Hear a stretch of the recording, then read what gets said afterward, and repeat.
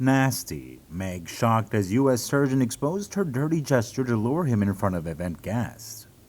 U.S. Surgeon General booted Meg out of event after she seduced her by nasty gestures before Harry's eyes. Meghan Markle and Prince Harry gave a rare glimpse of their visit to New York City for World Mental Health Day.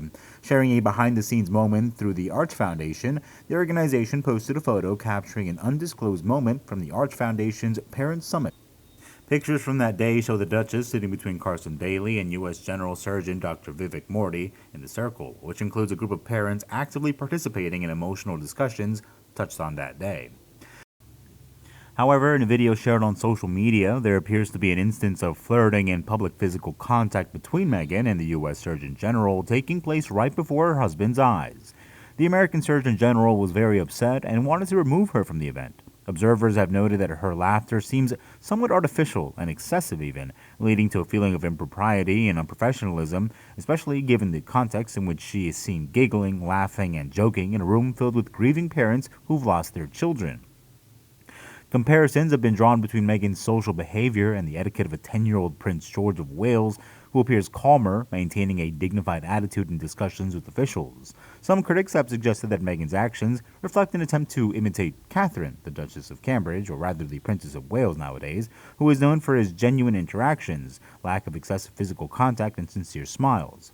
Prince Harry, on the other hand, appearing upset and unhappy in various clips of the event, his body language and demeanor conveying feelings of pain and discomfort even.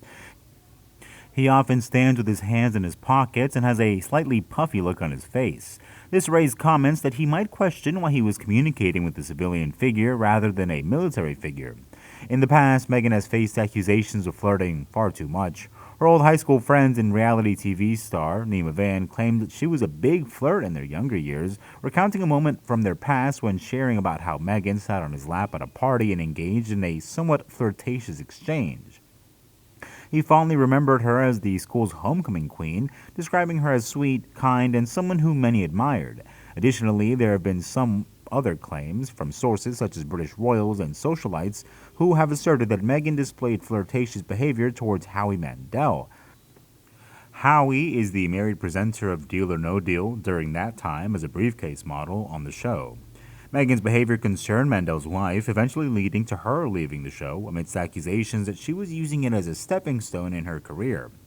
In other news, Meghan Markle's alleged attempt to gain control of the ARTU event has sparked debate over whether the Duchess thinks people interact with Sussex-led events for her or not. This warning was issued by royal commentator Angela Levin. She waited things out in one of her interviews with Sky News. In this interview, she mentioned how Meghan cannot realize that she's not the main attraction that makes people attracted to her. The admission comes in response to the duo's first live World Mental Health Day event mentioning it.